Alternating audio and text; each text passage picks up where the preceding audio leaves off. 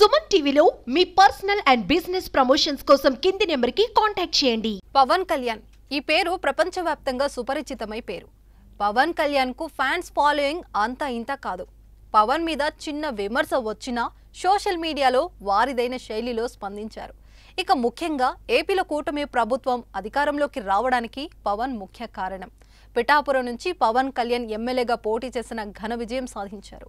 ఈ సందర్భంగా పిఠాపురంలో పవన్ కళ్యాణ్ గెలిస్తే తన భర్త రిక్షా తొక్కి సంపాదించిన డబ్బులో ఊరందరికీ పార్టీ ఇస్తానని మరియమ్మ అనే మహిళ చేసిన వ్యాఖ్యలు అప్పట్లో సోషల్ మీడియాలో వైరల్గా మారాయి.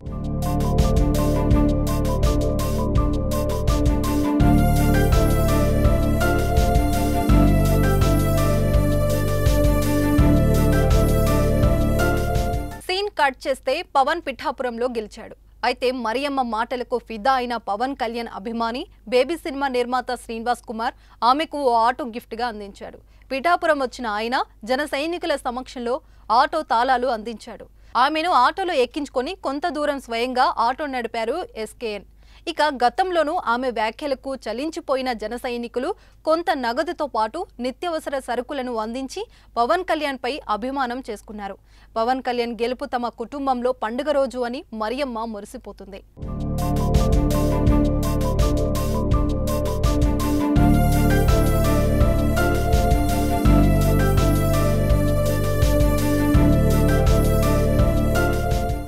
పార్టీ ఇస్తానన్నాను మీరు అన్నారు కదా రిచ్ అమ్మని. నాకు ఆ మాట చాలా నచ్చింది మీ అమ్మాను. సో అందుకే మీకు ఆటో ఇవ్వాలనుకున్నాను. అమ్మా నా భర్త ముసలుడైనా నేను అన్న మాటకి పెడతానన్నాను. ఆపు చేశారు, మీరు ఇచ్చారు, నాకు బండి ఇచ్చారు, మీ సల్లం చేస్తుంది నాకు బండి కొని పెట్టారు. ఇస్తానన్న మాటకి నాకు ఈ ఆనందం చాలు బాబు. ఉన్నాము బాబు, నా వ్యవసాయం కూడా పోసుకొని మీరు అందరూ చల్లగా ఉంటే మీ నీళ్ళలో నేను బతికేస్తాను. నా కొడుకులు లేరు బాబు, మీరందరూ నానే చూసుకోవాలమ్మా. బాధ ఉండేది. ఇప్పుడు లైఫ్ లాంగ్ ఆవిడ ఎన్ని రోజులు ఉంటే అన్ని రోజులు ఆటో నా కొడుకు ఇచ్చాడు.